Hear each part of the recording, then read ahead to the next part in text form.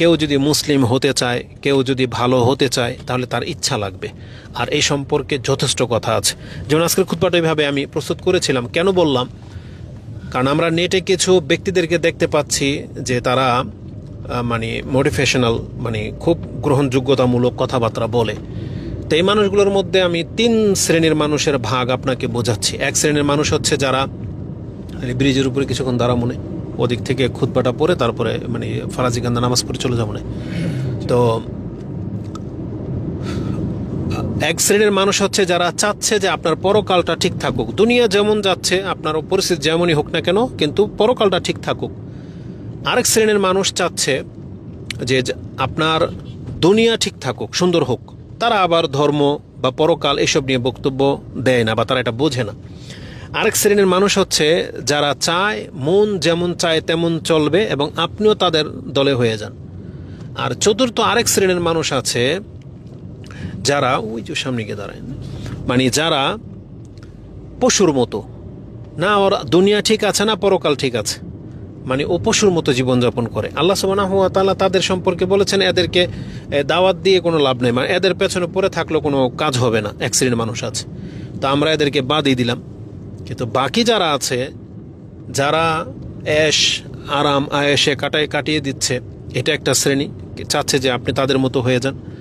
আরেক শ্রেণী আছে যে না, আপনি এইভাবে সময় নষ্ট করে দিয়ে খেলতামশায় জড়িয়ে লাইফটাকে নষ্ট করেন, আপনার দুনিয়াকে ঠিক করেন। খামাখা বসে আছেন, ক্যারাম বোর্ড খেলতেছেন বা ক্রিকেট খেলতেছেন বা বসে বসে খেলা দেখছেন, এভাবে সময় নষ্ট না করে আপনি ইনকাম করেন।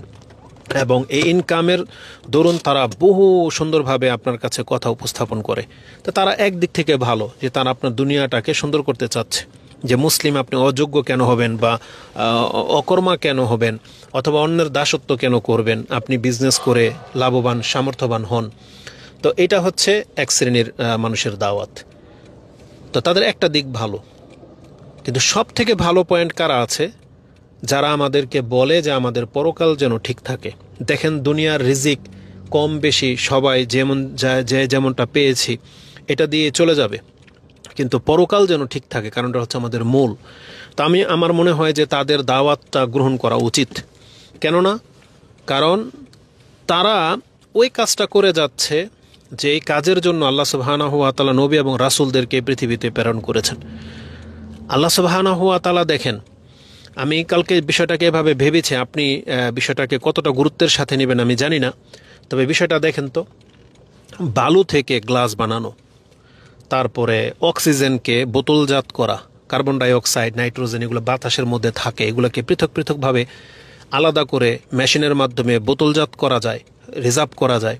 এগুলো দিয়ে বিভিন্ন কেমিক্যাল দিয়ে খাদ্য তৈরি করা যায়। তারপরে বিভিন্ন খনিজ সম্পদ কোনটা কোন কাজে ব্যবহার হয়, আল্লাহ সুবহানাহু ওয়া তাআলা কিন্তু একটাও ওহী মারফত জানাননি। কিন্তু আল্লাহ মানুষ কেমনভাবে সৃষ্টি করে দিয়েছেন, আর আল্লাহ নিজেই যখন ওগুলোকে সৃষ্টি করেছেন, কেন? যে আল্লাহ ভালো করেই জানেন যে এগুলোকে মানুষ বিদ্যা অর্জন করে নেবে, পরীক্ষা নিরীক্ষা করে এগুলোকে কাজে লাগাইতে পারবে, সেই যোগ্যতা মানুষকে দেওয়া হয়েছে। কিন্তু আল্লাহ ওহী মারফত তাদেরকে এটা জানায় নেই যে অক্সিজেনকে কিভাবে বাতাস থেকে আলাদা করে বোতলে ভরা যাবে, কিন্তু মানুষ এটা জেনে গেছে। আল্লাহ তাদেরকে অন্যভাবে জানিয়েছেন, কিন্তু ওহী মারফত জানান নাই। তার মানে দুনিয়াতে চলতে গেলে মানুষ তার প্রয়োজনের জিনিসগুলো মানুষ জেনে নেবে। যেমন আমরা যখন অনেক খাদ্য দেখি, আপনি আশ্চর্য হয়ে যাবেন যে আপনার মাথায় ধরলো না, যেন কথার কথা যে পুদিনা পাতা এটাকে চা করে খেতে হয়, বা চা গাছ, এই যে গাছের পাতাটাকে এভাবে চা পান করতে হয়, এটা মানুষ জেনে গেছে, মানে আবিষ্কার করে নিতে পেরেছে। এটার জন্য ওহের প্রয়োজন হয় নাই। মাছকে কীভাবে শুটকি করে সংরক্ষণ করতে হবে, এটাও মানুষ তার বাপদাদার থেকে শিখে গেছে। তো আল্লাহ সুবহানাহু ওয়া তাআলা যেটা ঘাটতি ফিল করেছেন, যে মানুষ যেটা জানবে না সেটা কি, যে তার রব। এই জিনিসটা না জানালে মানুষ কোনোদিন সেটা উদ্ঘাটন করতে পারবে না। জান্নাত জাহান্নাম এটা কোনো উদ্ঘাটনের বিষয় না। এই জন্য আল্লাহ সুবহানাহু ওয়া তাআলা ওই জিনিসগুলো আমাদেরকে শিক্ষা দিয়েছেন যেগুলো আমরা মানুষ হয়ে কোনোদিন আবিষ্কার করতে পারবো না। তাই নবী রাসূলদের দাওয়াত মূল ছিল যে মানুষকে শুধু আল্লাহমুখী করেন। এই দুনিয়া চলে যাবে, তারা সৃষ্টি হয়েছে দুনিয়ার জন্য না, পরকালের জন্য। এভাবে নবীদেরা এই দাওয়াতগুলো করে গেছেন, যেটা আমাদের আলেম সমাজ যারা পরকাল বোঝে তারা আমাদেরকে সেই দিকে ডাকে। আর বহু মানুষ আছে যারা তার ওই যে দুনিয়াটাকে সুন্দর করতে চায়। তাদের একটা কথা হলো যে আপনি আপকা দিল কা শুনে, মানে যেহেতু আমি উর্দুতে অনেকগুলা শুনি তো মানে দেখি তারা এই কথাগুলো বলে যে কিসি কো না শুনে আপকা দিল কি শুনে। বাংলা ভাষায় একটা কথা আছে যে মানুষের বিবেক হচ্ছে সঠিক আদালত। এই যে কথাগুলা আসলে এগুলো কিন্তু সব ক্ষেত্রে সঠিক না, অধিকাংশই ভুল, এগুলো অধিকাংশই ভুল। কারণ আমি যদি এভাবে আপনার কাছে পেশ করি, মানুষ যদি তার বিবেক মোতাবেক চলে তাহলে আপনি দেখতে পাবেন পৃথিবীর বহু মানুষ আছে তার বিবেক তাকে তার রব পর্যন্ত পৌঁছতে পারেনি। তার বিবেক বলতেছে যে না, যেটা দেখি না সেটা মানি না, এটা তার বিবেক। তার বিবেক তাকে গরুর পূজা লিপ্ত করেছে, একটা ল্যাংটার মধ্যেও বহু কিছু সে দেখতে পায়, এটা তার বিবেক। তার বিবেক তাকে নেশা খাওয়াচ্ছে, তার বিবেক তাকে মানে নোংরা জিনিসে লিপ্ত করতেছে, তার বিবেক তাকে জেনায় প্রলুব্ধ করে, কারণ এটা তার খায়েশ। মানুষ বিবেক দিয়ে কোনো আল্লাহকে পাবে না। তাই আল্লাহ সুবহানাহু ওয়া তাআলা বিবেক না বলছে যে আমি তোমাকে যেটা শিক্ষা দিলাম সেই শিক্ষাটাকে তুমি মেনে কাজ করো। ওহি মারফত যেটা জানানো হয়েছে সেটাকে প্রাধান্য দিতে বলা হয়েছে, বিবেককে না। যেমন ইব্রাহিম আলাইহিস সালাম, তিনি তার বিবেককে কাজে লাগিয়েছিলেন। তিনি যখন চাঁদ দেখলেন, সূর্য দেখলেন, চন্দ্র দেখলেন, ভাবলেন যেটা আমার রব হতে পারে। কিন্তু পরক্ষণে তিনি একটা কথা বলছেন, যদি আমার রব আমাকে রাস্তা না দেখায় তাহলে তো আমি গুমরা হয়ে থেকে যাব। তারপর আল্লাহ তাকে রাস্তা দেখালেন, ইলহাম করলেন, ওহি করলেন, তারপর তিনি জানতে পারলেন। তার মানে বিবেক দিয়ে কোনোদিন কেউ আল্লাহকে পায়নি, পাবেও না, বরং সে বস্তুবাদী হবে, দুনিয়াবী হবে। এই জন্য বিবেক, মন এগুলো না, আপনাকে আপনার শিক্ষা অনুযায়ী কাজ করা উচিত। কারণ ইসলাম আমাদেরকে জানিয়েছেন যে পরকাল বলে একটা জিনিস আছে, দুনিয়াটা মূল না। এবং কোরআন হাদিস শিখে আপনাকে যেভাবে আপনাকে চলতে বলা হচ্ছে আপনি সেটাকে পালন করার জন্য নিজেকে বাধ্য করুন। কারণ আমরা লক্ষ্য করে দেখেছি মাদ্রাসায় পড়েও অনেক বাচ্চারা এখন নামাজ পড়তে চায় না। মাদ্রাসায় দিছি, পড়তেছে, কোরআন পড়ে, কিন্তু দেখেন ইসলামের প্রতি ঝোঁকে না, পর্দা করতে চায় না, নামাজ পড়তে চায় না, বাধ্য করে করাইতে হয়। কেন বললাম কথাটা বাচ্চাকে দিয়ে? এটা মানুষের অন্তর। মানুষের অন্তর সব সময় শুধু নিজের মানে আরাম আয়েশ চায়, যে আমার ইচ্ছা হচ্ছে এখন আমি ঘুমিয়ে থাকবো, ফজর আজান হচ্ছে, এটা আল্লাহর ইচ্ছা, কিন্তু আপনার ইচ্ছা হচ্ছে যে আমি এখন ঘুমাবো। আমার ইচ্ছা হচ্ছে যে একটু খেয়ে দেখি উইস্কি বা ওই যে নেশা জাতীয় যে যা ড্রিঙ্কস বলে, কিন্তু আল্লাহ বলছে না, এটা হারাম তোমার জন্য। তো মানুষের ইচ্ছা একরকম আর আল্লাহ সুবহানাহু ওয়া তাআলার শিক্ষা বা দীক্ষা আরেক রকম। তো আমাদেরকে আমাদের শিক্ষা দীক্ষাটাকে প্রাধান্য দিতে বলা হয়েছে, যে তোমার বিবেককে না, তোমার অন্তরকে না। তোমার অন্তর বহু কিছু চাইবে, কিন্তু ইসলামে বহু কিছু আছে যেগুলো হারাম, আরও তোমার অন্তর ওদিকেই বেশি চায়। এই জন্য একটা চমৎকার একটা আয়াত আছে, দেখেন এই যে মানুষের অন্তর, যে আপনি যদি অন্তরকে প্রাধান্য দেন এটা যে আপনাকে ভুল রাস্তা দেখাবে, তার একটা আয়াত যেটা কোরআনে আল্লাহ সুবহানাহু ওয়া তাআলা সূরা ইউসুফের 53 নম্বর আয়াতে বলেছেন। সম্ভবত কথাটা ইউসুফ আলাইহিস সালাম বলেছিলেন, কিন্তু তাফসীরের মধ্যে লেখা হয়েছে যে কথাটা জুলাইখা বলেছিলেন, আজিজে মিশর বলেছিলেন। সেটাতে কি, যাই হোক, এটা প্রত্যেকের একটা অনুভূতি হইতে হবে। সেটা হচ্ছে ওমা উবাররিউ নাফসি, আমি আমার নিজেকে পবিত্র বলে পেশ করছি না, কারণ মানুষ মাত্রই ভুল হইতে পারে। তো ইন্নান নাফসা লাআম্মারাতুন বিসসুইন, নিশ্চয়ই মানুষের অন্তর মানুষকে সব সময় মন্দ দিকেই বেশি ধাবিত করে। তবে কার নয়? ইল্লা মা রাহিমা রাব্বি, তবে আমার রব যার অন্তরকে সোজা রাখতে চাইবে তার অন্তর ছাড়া। ইন্না রাব্বি গফুরুর রাহিম, নিশ্চয় আমার রব ক্ষমাশীল এবং দয়াবান। এই কথাটা, এই তথ্যটা আপনার জানিয়ে দিয়ে কি বলা হয়েছে, যে যে কোনো মানুষকে আল্লাহ সুবহানাহু ওয়া তাআলার ছাড়া ছেড়ে দেন তাহলে ও সঠিক রাস্তা পাবে না, ও সবসময় বাতিল দিকেই নেবে। কিন্তু ইল্লা মান রাহিমা রাব্বি বলা হয়েছে যখন, যে আমার রব যার জন্য চাইবে, তার মানে আল্লাহ সুবহানাহু ওয়া তাআলা যে রাস্তাটা আমাদেরকে দেখিয়েছেন, যারা ওই রাস্তাটা অবলম্বন করবে তখন সেই ব্যক্তির অন্তরই কেবল সঠিক পথে চলবে। না হলে খোলা অন্তর, এটা হলো খুঁটাবিহীন গরুর মতো, আপনি মাঠে ঘাটে ছেড়ে দিবেন, কোনো গ্যারান্টি নেই ও যে কোনো ধান খেতে মুখ দিবে। কিন্তু যে গরুটাকে খুঁটা দিয়ে গেড়ে দেওয়া হয়েছে, ওর সীমানা পর্যন্ত যেতে পারবে, তাহলে নিশ্চিত আপনি বলতে পারবেন যে ও ওই ঘাস পর্যন্তই সীমাবদ্ধ থাকবে, ও ধান ক্ষেত পর্যন্ত যাবে না, কারণ ও খুঁটাগাড়া। তা আমরা মুসলিমরা হইলাম আল্লাহ সুবহানাহু ওয়া তাআলার কাছে খুঁটাগাড়ার মতো, মানে আমরা ঈমান এনেছি যে আল্লাহ তোমার প্রতি বিশ্বাস করে নিলাম, তুমি আমাদের মালিক। তখন আল্লাহ আমাদের একটা হুদুদ দিয়ে দিয়েছেন যে তাহলে তোমাকে এই হুদুদের মধ্যে থাকতে হবে। এখন এই হুদুদের মধ্যে থাকার জন্য আপনার ইচ্ছা লাগবে, ইচ্ছা, মনকে বাধ্য করতে হবে আপনাকে, তাহলে আপনি সঠিক রাস্তার উপরে থাকতে পারবেন। আপনাকে মানে একবারে একিনের সাথে বলতে হবে আমি সুদ খাবো না, একিনের সাথে আপনাকে বাধ্য করতে হবে আমি কারো সাথে প্রতারণা করব না, আমি কারো কাছে ধার চাইব না, মানে নিজেকে এটার উপরে বাধ্য করতে হবে। যেমন 5 ওয়াক্ত সালাত আমি পড়বই, দাঁড়িয়ে রাখবই, মানে নিজেকে বাধ্য করতে হবে, তাহলে আপনি ইবাদতগুলো করতে পারবেন, এটা করতে পারবেন না। তাই আজকের খুতবার বিষয় এটাই আমি পেশ করতাম। যেহেতু যেতে পারিনি, এখানে কোনো একটা মসজিদে সালাত আদায় করে নেব ইনশাল্লাহ কোনো এক সময়। বিষয়টা আগামী রবিবার দিন একটা বক্তব্য আছে মাদবদি, সেখানে হয়তো এটা পেশ করব। তো আমি আপনাকে দুই একটা নোক্তা এখানে গুরুত্বপূর্ণ কয়েকটা কথা বলে দিই। সেটা হচ্ছে, মানুষ যখন তার অন্তরের কথা শোনে, যেটাই যে আমাদের বললাম না, কিছু নেটের মধ্যে আপনার টিকটকের যে ভিডিও যেই দেখবেন যে ডাক্তাররা কথা বলতেছে, দার্শনিকরা কথা বলতেছে, ব্যবসায়ীরা কথা বলতেছে, যারা সফল হয়ে গেছে দুনিয়ায়, যারা উদ্যোক্তা, যারা পরামর্শদাতা, তারা বসে বসে দেখবেন এই যে এরকম ঘরের ভিতরে মানে ক্যামেরার সামনে বা রাস্তাঘাটে এরকম ছোট ছোট ভিডিও ক্লিপ দিচ্ছে যুবকদেরকে বা আপনাকে সঠিক রাস্তা দেখানোর জন্য, যে আপনার এম কি হবে, আপনার ভবিষ্যৎ কি হবে, কি করবেন, ওই তারা এই ধরনের কথাগুলো বলে থাকে। তা আমি ওখান থেকে এই কথাটা আপনাকে বলতেছি, মানুষ যখন তার অন্তরের কথা শোনে, মানে এটাকে হাওয়া বলে, ইত্তেবাউল হাওয়া, তাদের সম্পর্কে কোরআনে এত কঠিন কথা বলা হয়েছে যেটা অন্য কোনো বিষয়ের প্রতি বলা হয়নি। মুশরিক, কাফের, এরা নাপাক, এরা গুমরা বলা হয়েছে, কিন্তু যে মানুষ তার অন্তরের কথা শোনে, মানে মন যা তাই সে শোনে, তাই সে করে, এর সম্পর্কে কোরআনের সবচেয়ে কঠিন কথা কি বলা হয়েছে জানেন? আল্লাহ বলেছেন, আরাআইতা মান ইত্তাখাযা ইলাহাহু হাওয়া। আপনি কি এমন ব্যক্তিকে দেখেছেন যে তার ইচ্ছাটাকে, মানে তার মনের কামনা বাসনাটাকে ইলাহ বানিয়ে নিয়েছে? ইলাহ তো একজন আছেনই যিনি আমাদেরকে সৃষ্টি করেছেন। ইলাহার কাজ কি?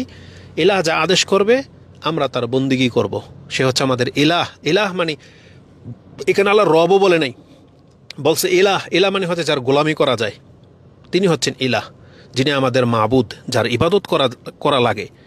তো মানুষ যখন তার নিজের কথা শোনে, নিজের অন্তরের মতো চলাচল করে, তাহলে আল্লাহ বলেছেন ও ওর মনটাকে, ওর ইচ্ছাটাকে ইলা বানিয়ে নিল, মানে আল্লাহর মতো করে নিল। যেহেতু মুখে বলে না যে আমি আমার নিজেকে ইলা হিসাবে মানি, যেমন ফেরাউন বলেছিল, সে হয়তো মুখে বলে না, কিন্তু তার স্বেচ্ছাচারিতা, তার পুরোটা লাইফ নিজের মতো করে করতেছে, যেমনভাবে আল্লাহর কথাগুলো মেনে নেওয়া উচিত ছিল, কিন্তু সে নিজের ইচ্ছাটাকে ওইভাবে প্রাধান্য দেয়। যে বললাম, উদাহরণস্বরূপ নিয়ে নেন হালাল খাওয়ার ক্ষেত্রে, উদাহরণস্বরূপ নিয়ে নেন 5 ওয়াক্ত নামাজ পড়ার ক্ষেত্রে। ফজরের নামাজ আমরা ঘুমিয়ে আছি, এটা আমার ইচ্ছা, কিন্তু আল্লাহর ইচ্ছা কি ছিল? না, তুমি এখন ওইটা সালাদ আদায় করো। মহিলারা যারা পর্দা করেন না, আপনি আপনার নিজের ইচ্ছাটাকে প্রাধান্য দিয়েছেন, যেটাকে আল্লাহর ইচ্ছাটাকে প্রাধান্য দেওয়া উচিত ছিল। তো আল্লাহ সুবহানাহু ওয়া তাআলা খুব কঠিনভাবে বলেছেন, আরাআইতা মান ইত্তাখাযা ইলাহাহু হাওয়া। কোরআনের 2টা জায়গায় এই আয়াতটা আপনি পাবেন। একটা জায়গায় আফারাআইতা, ফা দিয়ে আছে, একটা ফা ছাড়া আছে, যেটাতে আপনি ফুরকানের 43 নম্বর আয়াতটা আমি এখন আপাতত কোট করলাম আপনার কাছে।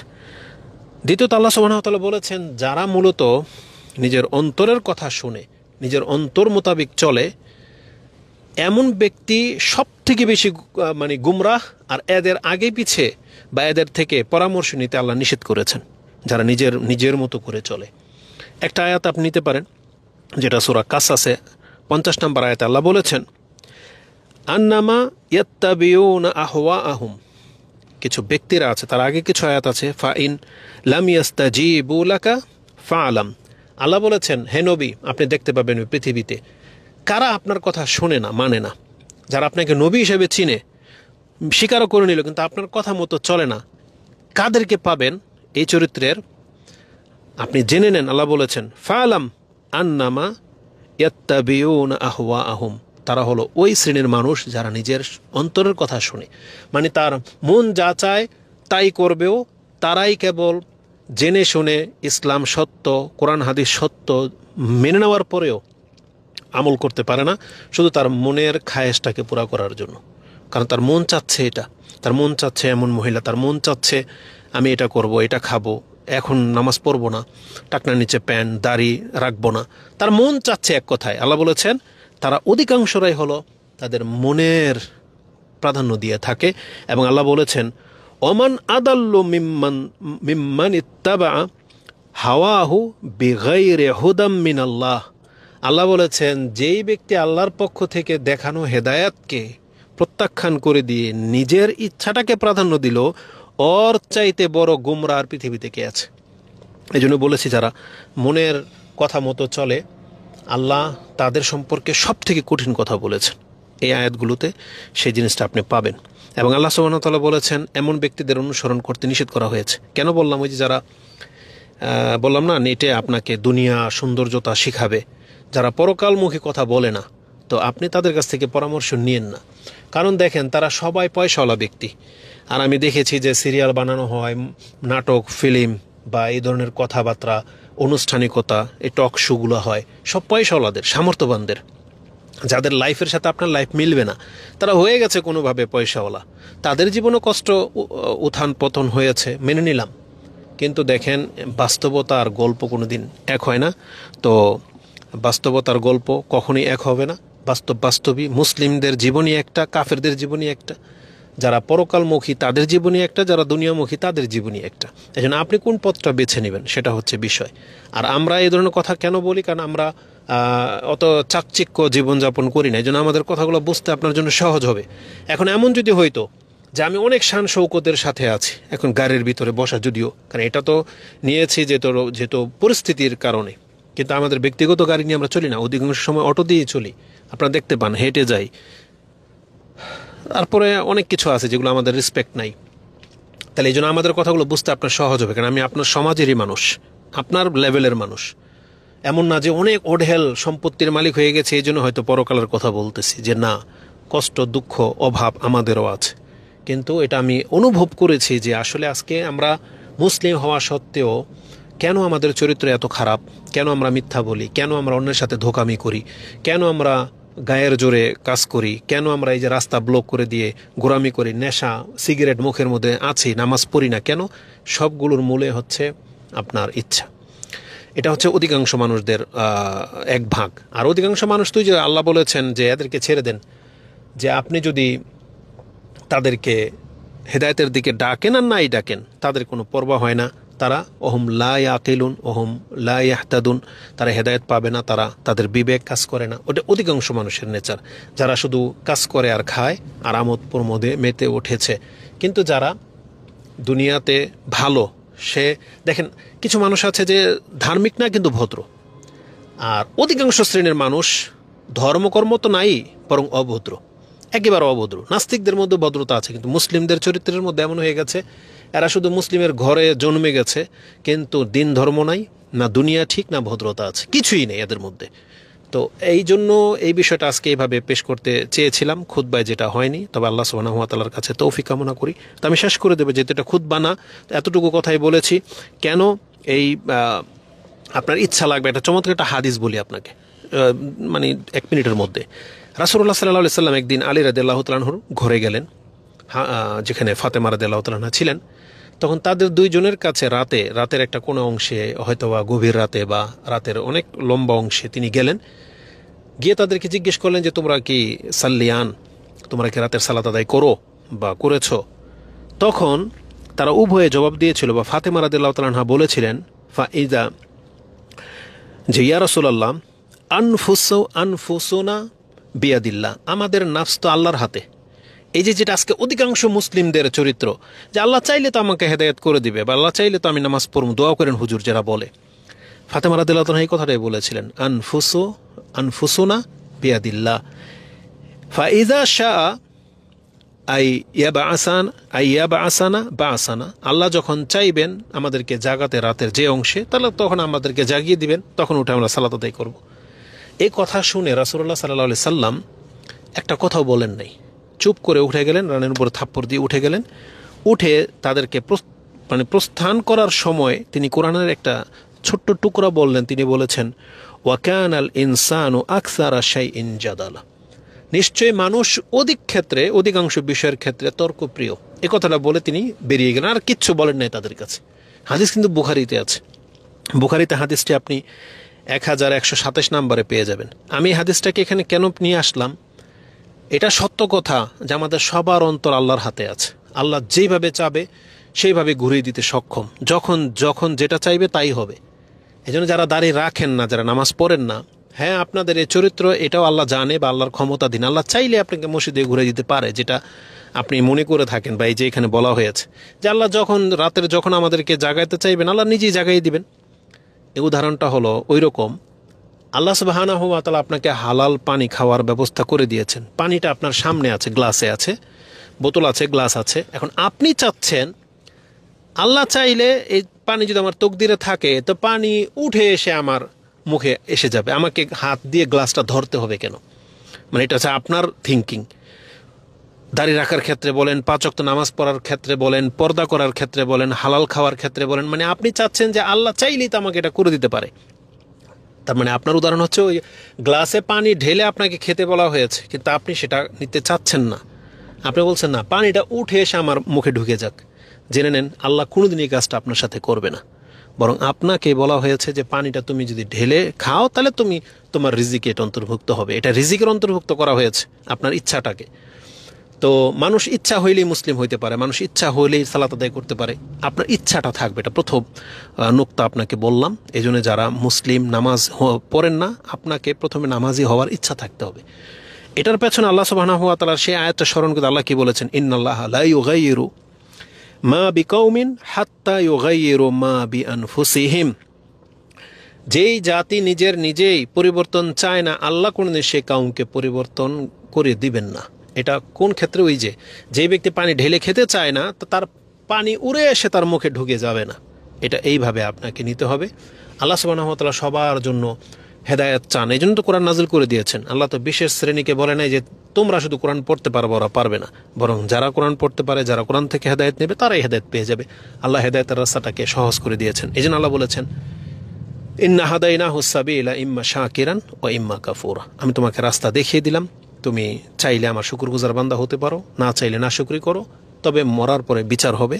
যারা এটা মেনে নিয়েছে তারা আল্লাহর বান্দা, যারা মেনে নেয়নি তারা কঠিন শাস্তি পাবে। তাই হাদিসটার মধ্যে অনেক গুরুত্বপূর্ণ একটা মেসেজ আছে যে হ্যাঁ, আল্লাহ চাইলে আপনাকে রাত্রে জাগিয়ে দিবে, কিন্তু আল্লাহ দিবে না। আল্লাহ বলেছেন যে তোমাকে আমি জানিয়ে দিয়েছি রাতের এই অংশে নামাজ পড়লে বেশি নেকি, ফরজ নামাজ পড়া তোমার জন্য ফরজ, তোমার উপরে ফরজ। তো এখন আপনি যদি না পড়েন তাহলে আল্লাহ সুবহানাহু ওয়া তাআলা আপনাকে ঘুম ভাঙিয়ে দেবে না। তবে আল্লাহ ব্যবস্থা করে দিয়েছেন, মসজিদে আজান হয়, আপনাকে অ্যালার্মের ব্যবস্থা করে দেওয়া হয়েছে। কেন এগুলোর প্রয়োজন? আল্লাহ সুবহানাহু ওয়া তাআলার দায়িত্ব যতটা আল্লাহ সেটা করে দিয়েছেন যে আমি তোমাকে ওয়াক্তটা জানিয়ে দেব, এখন তুমি আসবা না আসবা তোমার ইচ্ছা। এটা ছিল আজকের বক্তব্যের মূল বিষয়। এজন্য আমাদেরকে কি করতে হবে? ভালো হইতে হলে ইচ্ছাটাকে প্রাধান্য দিতে হবে, মানে ইচ্ছা জাগতে হবে আমি ভালো হব, এটা অন্তর থেকে আসতে হবে। এরপর আমাদেরকে পদক্ষেপ নিতে হবে। পদক্ষেপের মধ্যে একটা পদক্ষেপ শুধু এখন বলে দিব, সেটা হচ্ছে দোয়া করা। আল্লাহর কাছে দোয়া করতে হবে, চাইতে হবে যে আল্লাহ আমি ভালো হব। এই জন্য রাসূলুল্লাহ সাল্লাল্লাহু আলাইহি সাল্লাম মুআজ বিন জাবালকে বলেছিলেন, এ মুআজ আমি তোমাকে অনেক বেশি ভালোবাসি, তুমি কখনো এটা ছাড়বা না। সেটা কি? 5 ওয়াক্ত নামাজের পর সালাম ফেরানোর পর, অথবা নামাজের সালাম ফেরানোর আগে আপনি বলতে পারেন, নামাজের শেষে তুমি অবশ্যই এটা বলবা, আল্লাহুম্মা আইন্নি আলা যিকরিকা ওয়া শুকরিকা ওয়া হুসনি ইবাদাতিকা। আল্লাহ তুমি আমাকে সাহায্য করো। দেখেন কোন ক্ষেত্রে? অন্যের সাথে ঝগড়া করার ক্ষেত্রে, বেশি পয়সাওয়ালা হওয়ার ক্ষেত্রে, দুনিয়া ফেমাস হওয়ার ক্ষেত্রে না। বলছে আল্লাহ তুমি আমাকে সাহায্য করো আলা যিকরিকা, আমি যেন তোমাকে স্মরণ করতে পারি, অশুকরিকা, আমি যেন তোমার শুকরগুজার বান্দা হতে পারি, আর উত্তম ইবাদত গুজার হতে পারি। চিন্তা করা যায়, তার মানে এগুলো আল্লাহর সাহায্য লাগবে। তাহলে এটা আপনাকে চাইতে বলা হয়েছে। এবং রাসূলুল্লাহ সাল্লাল্লাহু আলাইহি সাল্লাম সবচেয়ে বলতেন, আল্লাহুম্মা মুসাররিফাল কুলুব সাররিফ কলবি আলা তাআতিক। আল্লাহ তুমি তো অন্তরকে পরিবর্তন করার মালিক, তুমি আমার অন্তরটাকে তোমার আনুগত্যের দিকে ঝুঁকিয়ে দাও। তো এটা প্রথম পদক্ষেপ, আপনার ইচ্ছা থাকতে হবে। দ্বিতীয়ত হচ্ছে আল্লাহর কাছে আপনি দোয়া করবেন। তাহলে আজকের খুতবার মূল বিষয় এটাই। ইনশাআল্লাহ দ্বিতীয় সাবাবগুলা আমরা সেটা উল্লেখ করব। যেমন দ্বিতীয় সাবাবকে আপনার ভালো হতে হলে কি লাগবে? ভালো সঙ্গী লাগবে, ভালো হতে হলে ভালো পরিবেশ লাগবে, ভালো হতে হলে ভালো কাজে লেগে থাকতে হবে, মানে অন্যকে ভালোর দিকে ডাকতে হবে। যেমন আমি আপনাকে ভালোর দিকে ডাকি, এখন এখানে আমি আর রনি আছি, ইব্রাহিম আছে, সাথে গার্লফ্রেন্ডও থাকতে পারতো, কিন্তু আমি যখন দাওয়াতি কাজ করি তখন আমার দাওয়াতি কাজ আমাকে ভালো কাজে বাধ্য করেছে। এখানে আমি খারাপ কাজ কিছু করতে পারবো না, কারণ মানুষ আমাকে দায়ী হিসেবে চিনে। তো আপনিও যখন ভালো কাজ করবেন, আপনার ওই ভালো কাজটাই আপনাকে অনেক পাপ থেকে বাঁচাবে। এই জন্য দাড়ি মানুষকে অনেক পাপ থেকে বাঁচায়। আবার দাড়ি রেখে যারা পাপ করে তারা তো বেহায়া, নির্লজ্জ, তাদের কথা বলে লাভ নেই। পর্দা করে ভদ্র হওয়া, এগুলো থেকে মানে পাপ থেকে বেঁচে থাকাটা সহজ হয়। তো আল্লাহ সুবহানাহু ওয়া তাআলার কাছে তৌফিক কামনা করতেছি, এবং আল্লাহ সুবহানাহু ওয়া তাআলা এটাই যেটা ফেসলা করে রেখেছেন, আজকের খুতবা আমার দেওয়া হবে না, এটাই হয় নাই। কুমিল্লা তো যেতে পারি নাই, মুন্সিগঞ্জ থেকে ফিরে চলে আসলাম। এখন একটা মসজিদে ঢুকবো, ঢুকে সালাত পরে বাসায় চলে যাব। দোয়া করুন আমাদের জন্য। আর সবচেয়ে বড় টেনশনে আছে আমাদের এই মুসলিম প্রজেক্ট নিয়ে। ইনশাল্লাহ 500% মতো জায়গা রেজিস্ট্রি হয়েছে, এই মাসে আরও 120% মতো রেজিস্ট্রি হওয়ার কথা। আমাদের সম্পর্কে জানার চেষ্টা করেন, আমাদের প্ল্যানিংগুলো বুঝেন। আসুন আমরা মুসলিম সোসাইটি করি একসাথে। ভালো মানুষগুলা যত বেশি এক সমাজে বাস করবে, সেখানে ভালো কাজ করা সহজ হবে। আল্লাহ সুবহানাহু ওয়া তাআলার কাছে তৌফিক কামনা করতেছে, আল্লাহ যেন আমাদেরকে এবং আপনাদেরকে আল্লাহর উত্তম বান্দা হওয়ার তৌফিক দান করেন। আমিন। আকুলু লিকাউলি হাযা আস্তাগফিরুল্লাহ লি ওয়া লাকুম ওয়া লিসাইরিল মুসলিমিন ফাস্তাগফিরু ইন্নাহু হুয়াল গফুরুর রহিম। আসসালামু আলাইকুম ওয়া রাহমাতুল্লাহি ওয়া বারাকাতুহু।